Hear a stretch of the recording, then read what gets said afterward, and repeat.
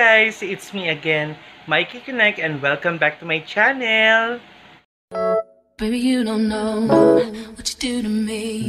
Between me and you, I feel like chemistry. I won't let no one come and take your place. Cause the love you give, it can't be replaced. So no one else can do what you do. That's why I spend my life with you. I won't please you in any way I can.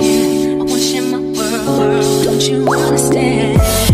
Your love is a one in a million. It goes on and on and on. You get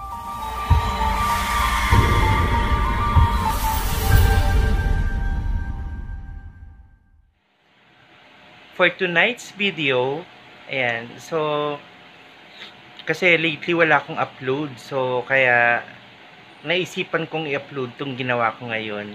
Actually, patapos na ako, pero gusto ko lang i-share. Hindi naman para ipagyabang. Gusto ko lang ipakita yung blessing ni Lord sa akin. Ayan. So, nakikita niyo naman sa title sa baba. So, it's all about grocery. Siyempre, it's very essential o napaka-importante ng grocery sa isang pamamahay para masuportahan natin o kapag nagutom tayo, meron tayong huhugutin, kakainin, ayan. So, papakita ko sa inyo yung mga pinamili ko, okay? Ayan, so mga kakonek, imomontage ko muna at aayusin ko muna ang aking mga pinamili, okay?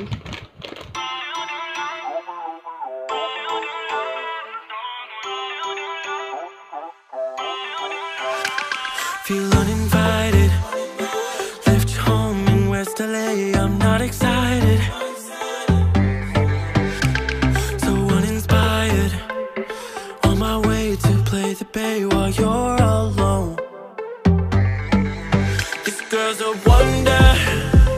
She loves me, yeah. She needs to know I love her. I wonder if we'll make it through this summer.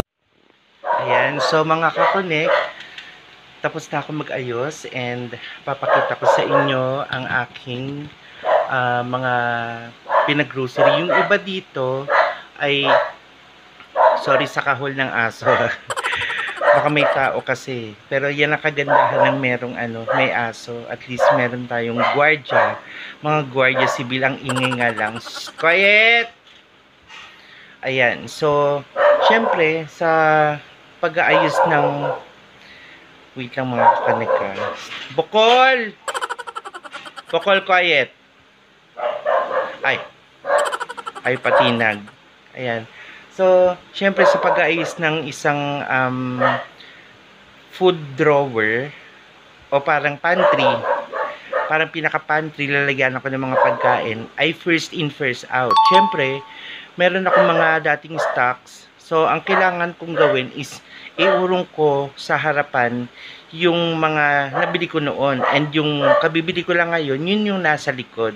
Kaya para ma-ensure natin na yung expiration and anything, ayan, is syempre sa kalusugan din natin yan di ba? Okay, so simulan natin sa pinakatuktok ng aking drawer. Yan. So, ito ang aking drawer. So, meron akong Rino. Favorite ko ang Rino. Lahat pala hindi sponsored ha. And baka may bala kayong kunin akong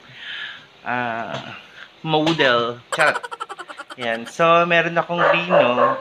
Actually, stock ko na to. And sisig. Sobrang sarap nitong sisig. In fairness. Yan. Pure Foods Sizzling Delights sisig. Ayan, bumili ako ng additional na dalawa. And, ayun, meron akong San Marino. And then, meron akong Del Monte. And, ayun, meron akong mga wines. Abang yan sa Pasko. And, ayun, meron ako ditong gatas. And then, oatmeal. Ayan, syempre, hindi na tayo bumabata. And, kailangan din nating mag-detoxify or magkaroon ng high fiber na mga pagkain. Ayan. So, dito naman sa loob ng drawer, yung first layer dito, yan, mga stock ko na to.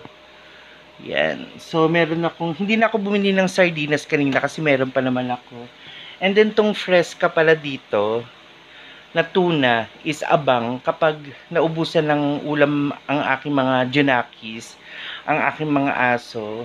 So, abang yan na ulam nila. Kasi 5 sila. Sasakto na sa kanila yung isang lata. Yan. And meron ako ditong Argentina na corned beef. Yan. Tapos, Mang Tomas, hindi na ako bumili ng Mang Tomas kanina. Meron pa naman ito eh. Pero ito pinaka-importante sa akin yung Knorr seasoning. Pang, alam mo yun, pandagdag ng ng sarap sa mga kinakain natin. Ayan. And bumili na rin ako ng may mamasita para ako doon. Kasi nag-iisa na lang ako dito sa bahay. So, para mabilis ang luto and hindi naman ako marunong magtansya-tansya ng mga alam mo yun, ng sabaw. So, napaka-helpful. Ang laking tulong ni Mamasita. Shout out kay Mamasita. Ayan. Kasi, kahit hindi ka marunong, parang napaka-pro mong magluto kapag ginamitan mo ng Mamasita. And again, this is not sponsored. Ayan. And meron akong oyster sauce. Kita ba? Ayan. Tapos meron akong ditong sinigang sa gabi kasi mahilig naman akong magsinigang. Ayan. And hindi rin ako magaling magluto pero it turns out na parang napaka-pro ko kapag naluto ko na ang sarap-sarap, promise. When? Hindi nga! Ayan. So, iyon. And then, ito naman yung second layer ko ng aking mga pang UTI. Hindi. Ako naman, abang lang to kapag, alam mo yun, pampatanggal umay. Pag naumay ka, medyo fatty yung kinain mo, kahit na bawal. Ayan. So, meron ako ditong isnaku. Meron akong chizo. Yan, mga favorite yan. Piatos. And, itong Skyflakes na to actually, bumibili ako ng abang. Every morning, yan ang breakfast ng mga junakis ko, ng mga alaga ko.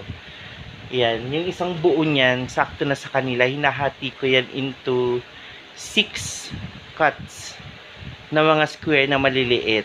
Tapos isa-isa kong binibigay sa kanila. Alam mo yun, parang mga anak ko na nga, dahil nag-iisa naman ako sa buhay. So, ganun-ganun ko sila binibigyan ng breakfast.